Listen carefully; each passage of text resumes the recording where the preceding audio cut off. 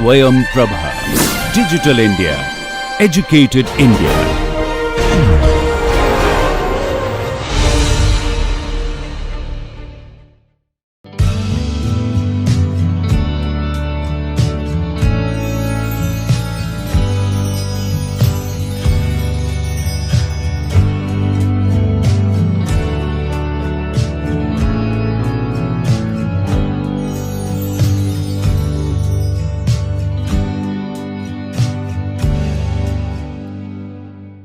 Hello all, welcome back.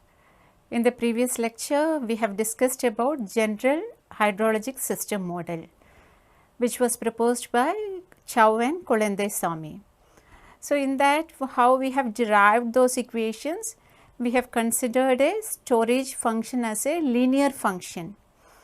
The equation which is assumed in that case was consisting of the terms inflow, outflow and also the derivatives of inflows and outflows, and certain coefficients were also present corresponding to each term, but those coefficients were of time invariant.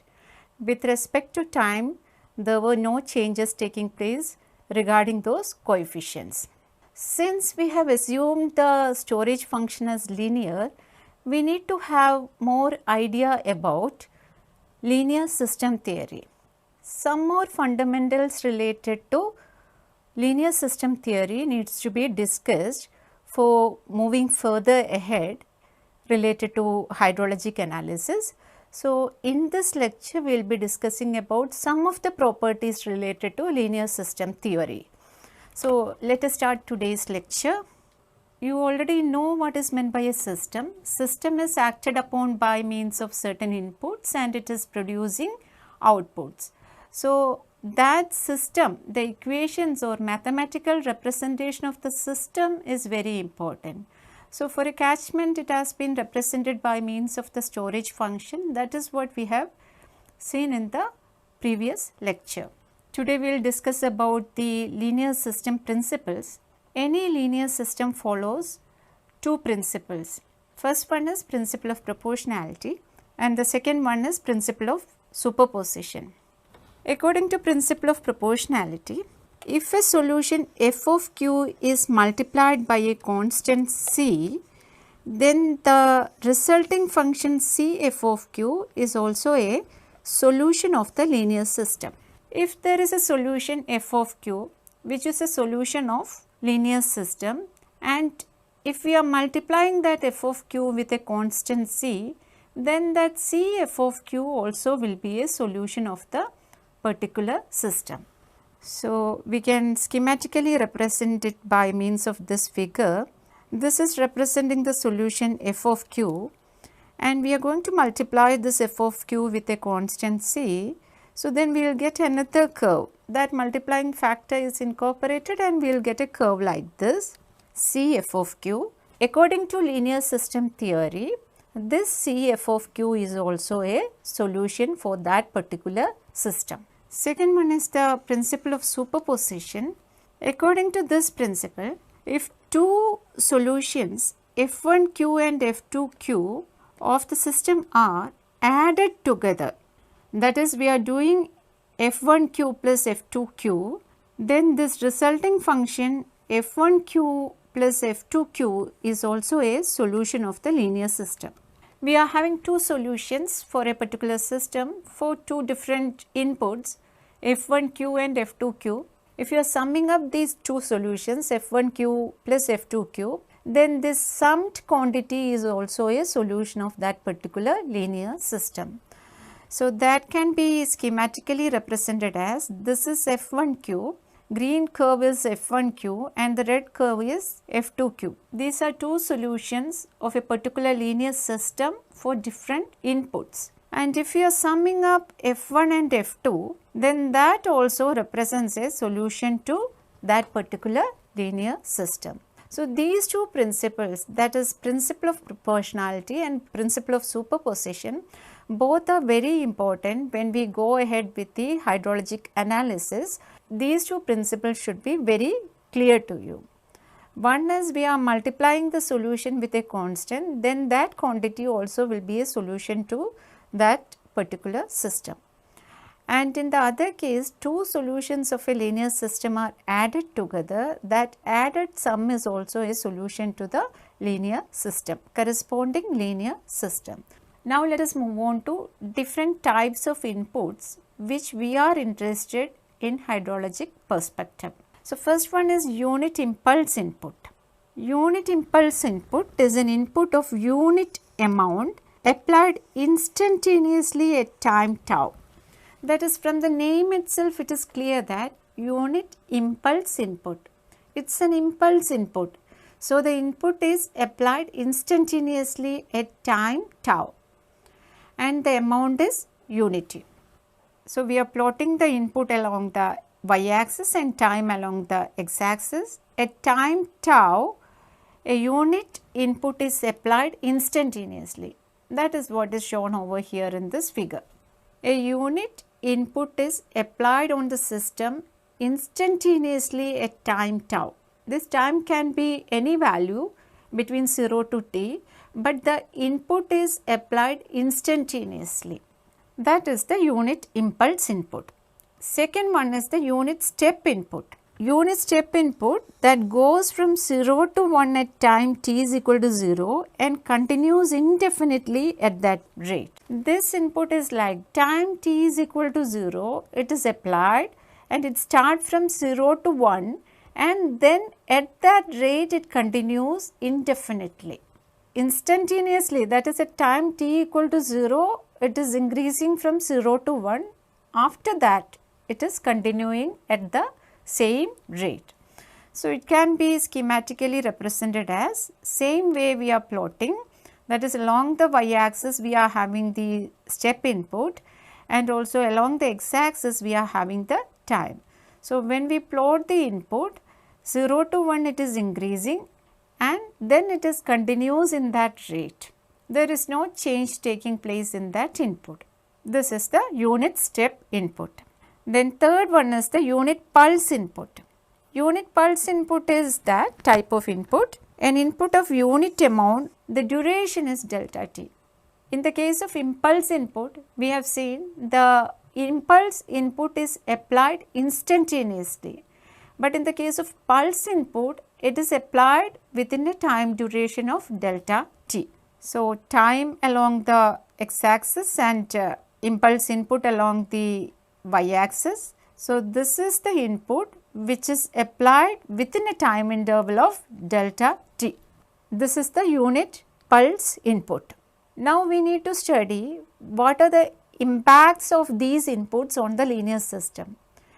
When an impulse input is acted on a particular linear system, what will be the response of the system?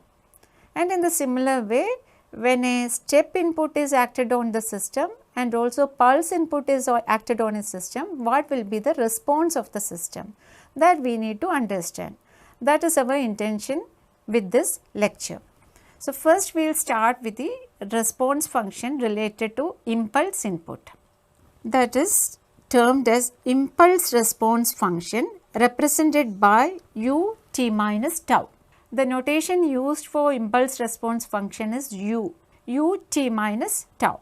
If a system receives a unit impulse input at time t is equal to tau, the response of the system at a later time t, that is the response can be observed after the time tau between tau and t, because the unit impulse is acted at a time of tau on the system. So definitely the impact will be observed after time t is equal to tau. So unit impulse response function is represented by u t minus tau. The time lag, that is it can be observed at a time t minus tau. T minus tau is the time lag since the impulse was applied. Impulse input is applied at the time tau and the response of this impulse input can be observed after that particular time. That is why it is represented by u t minus tau, and t minus tau is the time lag. That is, the system is acted upon by unit impulse and we are getting a response function u t minus tau. It is nothing but output of the system. U t minus tau is the output or the response of the system for the input. impulse input. Schematically, we can represent it by means of this diagram. At time tau, unit impulse input is applied on the system. This is the unit impulse, and the response of the system can be represented by means of this curve. This is the impulse response function u t minus tau. At time t is equal to tau, unit impulse input is applied on the system. The response of the system for that impulse input is the unit impulse response function, that is represented by u t minus tau. Now we can apply the principle of superposition and proportionality for this impulse input and how the response function will be changing. So here we have already seen this figure, that is the impulse input function and the response of the system u t minus tau. Now we are going to consider two inputs. First one is acted at tau 1 and second one is acted at tau 2. At time t is equal to tau 1, an impulse input of 3 units have been applied on the system. So here when the input is of 1 unit, we got an output or we got the response function u t minus tau. So based on principle of proportionality, we know if Fq is a solution to the linear system, if that Fq is multiplied by means of a constant C, then Cf of Q also will be the solution of the same system. So in the similar way, we are having the response of the system corresponding to unit impulse input. So if the impulse input is changed to a unit of 3 unit impulse input is acted on the system, then the response from the system can be represented by means of 3u t minus tau.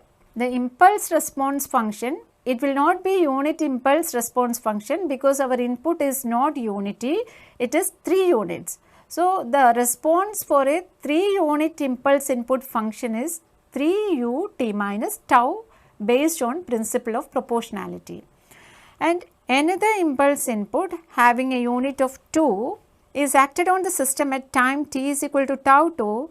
The response from this impulse input will be 2 times u t minus tau. These impulse response functions are obtained by making use of the principle of proportionality. Now we know that based on principle of superposition, we can sum up two solutions.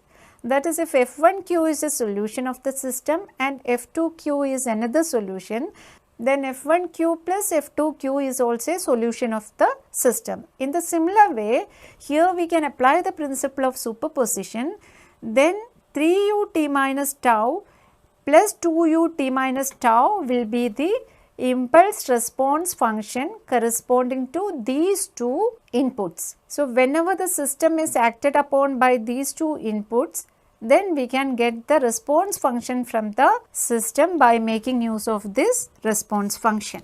So this is by making use of the principle of proportionality and superposition. If there is a continuous input, we can sum up the responses from each instantaneous inputs. That is what is written over here. Continuous input can be treated as sum of infinitesimal impulses. Impulse input is acted upon the system instantaneously. So that way we can consider n number of instantaneous inputs and the response from these instantaneous inputs can be summed up to get the total response of the system. Now let us see if we are applying this impulse input to a hydrologic system. That is, for example, we can consider our input as a hydrologic variable. For example, we can consider rainfall as the input. If I tau is the precipitation intensity in centimeters per hour, I tau is the precipitation intensity. It is not the precipitation depth, it is the precipitation intensity which is represented in centimeters per hour, and it is acted on the system at time d tau. That is, d tau is an infinitesimal time interval measured in hours. So you need to keep in your mind that I tau is the intensity of rainfall which is acted on the system at time d tau. So what will be the depth of rainfall? Depth of the rainfall is equal to intensity multiplied by time. So I tau d tau is the depth of precipitation in centimeter, that is the impulse input to the system during this time interval. This time interval is infinitesimally small. D tau is very small, so that I tau d tau can be considered as an impulse input. That is, we are multiplying the intensity with that duration, that we can schematically represent like this. At time, at an instant d tau, the input is I tau d tau. Here also we can apply the principle of proportionality. Ut minus tau is the response to unit impulse input. Then what will be the response of the system with an input I tau d tau. So direct runoff resulting from this input can be calculated by multiplying I tau d tau with ut minus tau. That is, for 1 unit we are having an output ut minus tau. For an input of I tau d tau input, we can get an output I tau ut minus tau d tau. I tau d tau ut minus tau, those terms are rearranged to get I tau ut minus tau d tau. So direct runoff is nothing but the response from the system. For example, if you are considering a catchment, the catchment is acted upon by a rainfall intensity I tau at an instant d tau. So the depth of rainfall will be I tau d tau. So if 1 unit of impulse input is producing a response or output of ut minus tau, then the catchment is experienced by an impulse input I tau d tau within an instant d tau. So that will be producing a direct runoff I tau d tau ut minus tau. That will be experienced after t minus tau time units. So this you need to keep in your mind. If our input is I tau d tau, then the response is I tau ut minus tau d tau. So it can be represented by this curve, that is, the response from the system is I tau ut minus tau d tau. But you should keep in your mind that instantaneously rainfall will not be occurring. It will be for a particular duration. In that case, we can sum up the response for each instant. One instant after the other, if we are summing up together, we will get the total response from the system. That is what I am going to explain now. Here in this case, precipitation intensity is I tau. The infinitesimal time interval considered is d tau. So the precipitation depth or the impulse input can be represented by I tau d tau. The response or the direct runoff is nothing but it is I tau ut minus tau d tau. So for an intensity I tau, for an instant of d tau, it is producing a rainfall I tau d tau that is considered as an impulse input. That impulse input is producing an impulse response function, or in the case of a catchment we can call it as a direct runoff, that can be obtained by using this expression I tau ut minus tau d tau. So the response to the complete input time function. As I have told you, rainfall won't be acting on the catchment instantaneously. It will be acting for a duration. So what we can do, we will be summing up the responses from each impulse input for each instant. That is what we are going to see for getting the total response of the system. The response to the complete input time function I tau can be found by integrating the response to its constituent impulses. That is, individually we can consider each and every impulse response. Those impulse responses will be added up to get the total response from the catchment. So if we are considering on a continuous scale, if we are integrating those values, we will get the total response. That is what is represented over here by means of this integral equation. Qt is given by integral 0 to t I tau ut minus tau d tau. This I tau ut minus tau d tau is the impulse response from an input function of I tau d tau impulse input. So if it is continuously occurring in the catchment, those kind of impulse input I tau is acted on the catchment continuously for a time t. So, the total response from the system can be computed by means of this integral, that is qt is equal to 0 to t I tau ut minus tau d tau.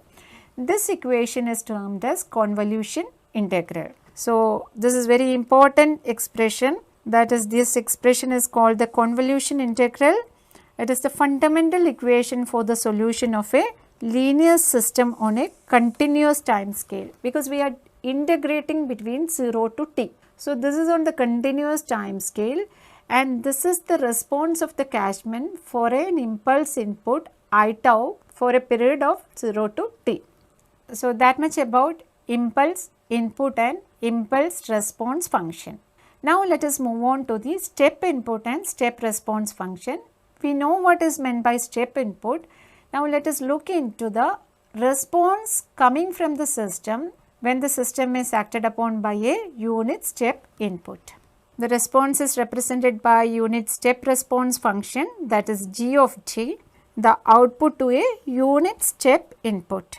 So, system is acted upon by unit step input, we are getting an output of g of t, that is the step response function. So, here we are plotting the input. The step input is marked along the y axis and time along the x axis. So, 0 to 1 it is increasing, and then at the rate of 1 it is continuing indefinitely. This is our unit step input.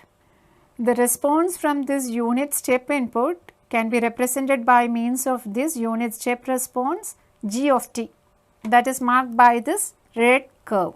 So, unit step response function g of t is found using the convolution integral with I tau is equal to 1 for tau greater than or equal to 0. That is, you can look at the input at time t is equal to 0. It is starting from 0 to 1 at time t is equal to 0, and thereafter it is continuing in the same rate. The step input is starting from time t is equal to 0. It is varying from 0 to 1 at time t is equal to 0 and continuing in that rate thereafter. So, the response is represented by g of t. So, what is the mathematical expression corresponding to this unit step response function? That response can be obtained by making use of the convolution integral, in which I tau can be considered as unity. In the previous slide, we have considered an impulse input of I tau d tau. Instead of that, here our value corresponding to I tau is unity, that is continuing indefinitely from time t is equal to 0, that is I tau is equal to 1 for tau greater than or equal to 0. So, same convolution integral can be utilized, but in that we can substitute I tau is equal to unity. So, qt is given by 0 to t I tau ut minus tau d tau. This is our convolution integral. Here what we are going to do, we are going to substitute for I tau. I tau can be considered as unity. So, gt can be written as integral 0 to t ut minus tau d tau, because our I tau is equal to 1. So, this is the expression for step response function. We have considered a unit step input. The response for that input is given by step response function g of t. G of t can be computed by taking this integral 0 to t ut minus tau d tau. Here you can see the left hand side we are having the step response function, and ut minus tau is representing our impulse response function. So, we can find out a relationship between the step response function and impulse response function. So, for that what we are going to do, we are going to put L is equal to t minus tau. We are having the expression for step response function g of t. In that, for t minus tau we will substitute L. So, we are having this integral in terms of tau, that we need to change it into L. So, for d tau we need to find out the expression. We can differentiate this expression, L is equal to t minus tau. So, dl will be equal to minus d tau. Now, we need to get the limits. Limits also will be changing. That is L, for t minus tau we have substituted L. here the limits vary from 0 to t, that is corresponding to tau. Now we need to change those limits corresponding to L. So when tau is equal to 0, what will be L? L will be equal to t, and when tau is equal to t, L will be equal to 0. So that we can substitute in this convolution integral corresponding to step response function. Instead of 0 to t, it will be t to 0. Integral t to 0 ul dl. D tau is minus dl, so that negative sign will come over there in the integral. So minus integral of t to 0, that can be written as integral of 0 to t ul dl. So g of t, that is our step response function, can be written in terms of impulse response function like this. Step response function g of t is nothing but integral 0 to t ul dl.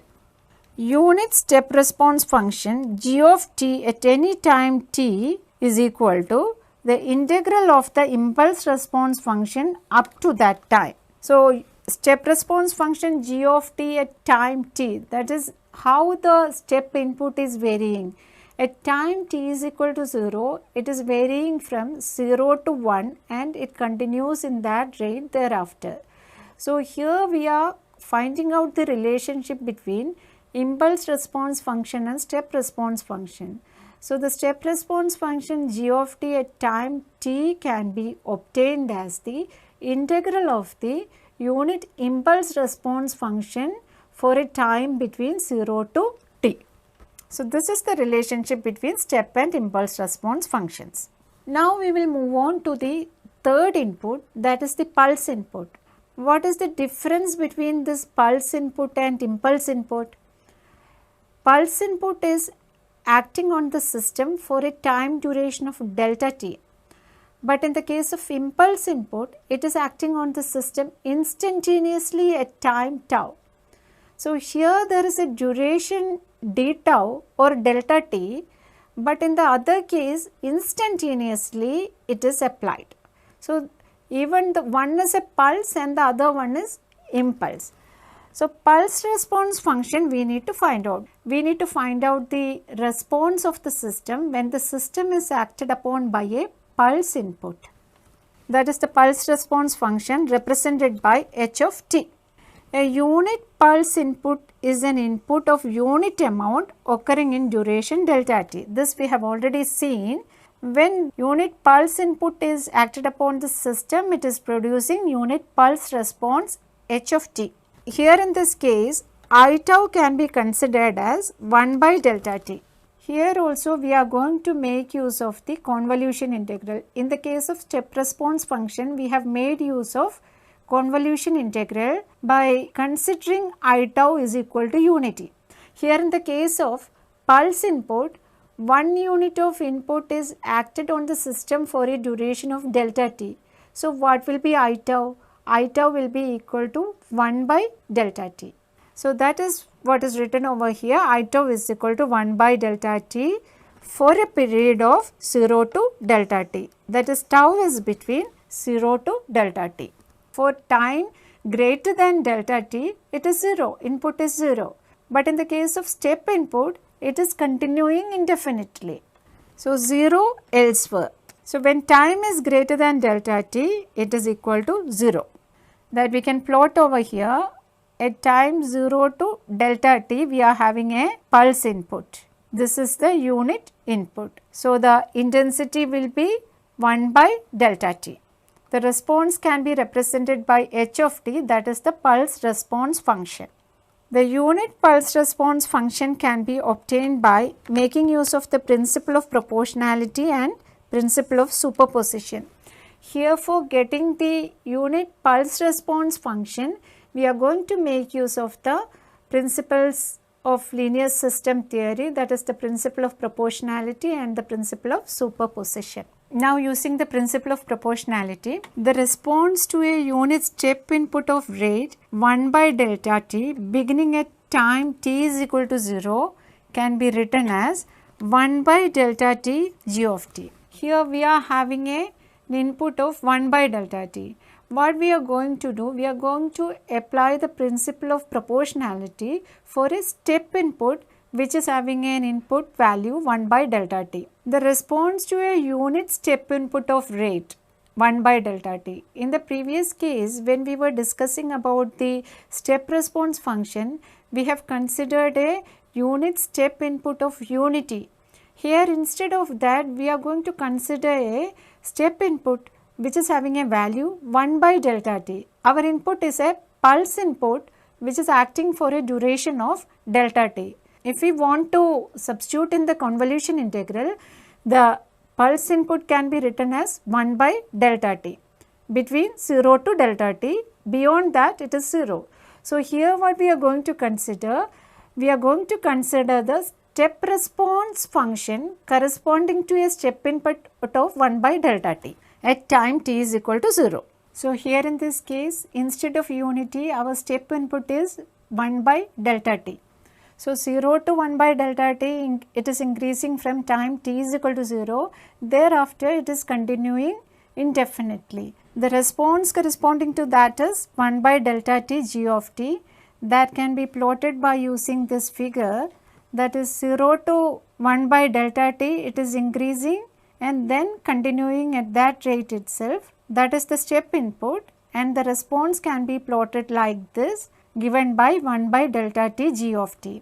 Now, we are going to consider another step input which is having the unit 1 by delta t. So, the response of another unit step input of the same rate began at time t is equal to delta t. It is not starting at t is equal to 0, it is starting at t is equal to delta t. So, from there it is starting from 0 to 1 by delta t, then continuing like that.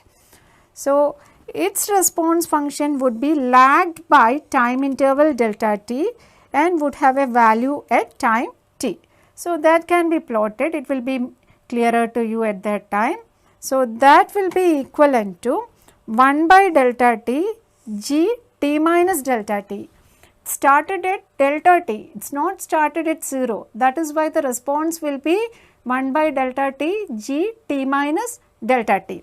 If the input was of unity, step input was of unity, then the response is g of t. Here the step input is of 1 by delta t, that is by making use of the principle of proportionality, our response is 1 by delta t g of t. And in the second case, the step input is lagged by an amount of time delta t. So, it will be, step response will be having a lag time, that is g t minus delta t. But the amount is not unity, it is 1 by delta t. So, the step response function will be 1 by delta t g t minus delta t. So, that can be plotted like this. It is not starting at the time t is equal to 0, it is starting at a lag time of delta t. So, it is plotted like this, it is starting from 0 to 1 by delta t and continuing at the same rate thereafter.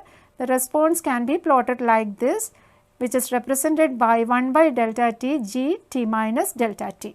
So, this is the response from two step inputs, step input values 1 by delta t. So, now you consider one is starting from 0 and the other one is starting from delta t. We have found out the responses in each case. One is 1 by delta t g of t and the other one is 1 by delta t g of t minus delta t, because it started after a time of delta t. So, now you imagine the case of the pulse input. Pulse input is acting for an interval of delta t only, but the pulse input value is 1 by delta t. So, here we are having two step inputs which is having the input value 1 by delta t only, which is acting at a rate of 1 by delta t, 0 to 1 at time t is equal to 0 and continuing indefinitely. Second step input is starting after a delay delta t. So, if you are finding out the difference between these two, it will be giving the response of the system to an input which is acted only for a duration of delta t. What is that? That is nothing but our pulse input. So, using principle of superposition, the response to a unit pulse input duration delta t can be calculated by taking the difference between the step response functions in the previous time. That is, h of t is nothing but 1 by delta t multiplied by g of t minus delta t. So, this is the figure 0 to 1, it is increasing, step input is like this we have already seen. When we are checking the figure, you can see this is a curve representing g of t. So, here in this expression g of t minus delta t, that is corresponding to this. If this is delta t, then this point is representing g of t minus delta t and this is representing g of t. So, if you are finding out the difference between them, g of t minus delta t, this much value divided by delta t, that is giving the slope of the curve. So, the unit pulse response function h of t represents the slope of the unit step response function g of t between these 2 points, that is time points t and t minus delta t, and the slope of the curve between these 2 time points are giving us the unit pulse response function. So, from the step response function we can calculate the unit pulse response function. So, we have seen the relationship between the pulse and step response function. Now, let us see the relationship between the pulse and impulse response function. So, those are given. Unit pulse response function is h of t is equal to 1 by delta t g of t minus delta t. So, g of t we know the relationship between g of t and impulse response function we have already found out earlier. So, that is g of t is equal to 0 to t integral ul dl. So, that we will substitute here for g of t. G of t minus delta t can be written as 0 to t minus delta t ul dl. Now, that we can substitute for g of t and g of t minus delta t in this unit pulse response function. So, when we substitute that, we will get the expression h of t is equal to 1 by delta t 0 to t ul dl minus 0 to t minus delta t ul dl. So, this will take the form h of t is equal to 1 by delta t integral t minus delta t to t ul dl. So, this is the relationship between the pulse response function and the impulse response function. Impulse response function we are integrating between t minus delta t to t for that interval delta t. That will be giving us the pulse response function. Now, I can summarize the relationships between different response functions. That is, first one is unit step and unit impulse response function, that is given by g of t is equal to integral 0 to t ul dl. Second one is unit pulse and unit step response function, that is h of t is equal to 1 by delta t g of t minus delta t. Next one is the relationship between the unit pulse and unit impulse response function, that is given by h of t is equal to 1 by delta t integral t minus delta t to t ul dl. So, these are the interrelationships between different response function. Now, in this lecture I have discussed about linear system theory, that is the principles related to linear systems theory, that is the principle of proportionality and principle of superposition, that is very much required when we discuss about the topic related to hydrologic analysis. And we have seen different input functions, that is impulse input, step input and pulse input. And after that we have seen the response functions, impulse response function, step response function and the pulse response function. And we have seen the relationship between these different response function. So, here I am winding up this lecture. The reference related to this topic is the textbook of Applied Hydrology by Venti Chow and others. Thank you.